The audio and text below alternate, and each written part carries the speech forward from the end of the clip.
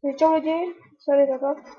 Takže dneska jsem našeho prvního let's play ze hry MotoGP, takže si to vrhneme, jsme si někam vrhli.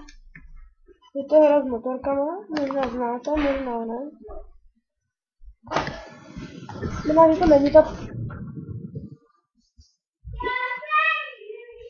to není ta pravá verze, ale máme si takový malý flash, 4-minutový let's play.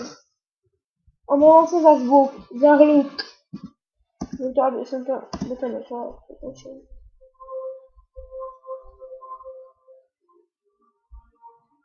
Takže player, single player, a nechceme quick race, jdeme. Start.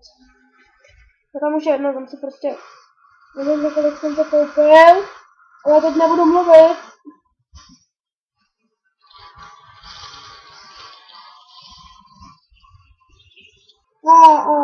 Jede.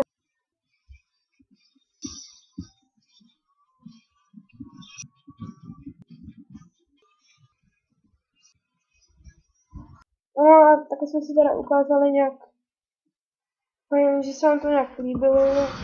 Klidně, jestli se vám to nelíbilo, tak se to napište.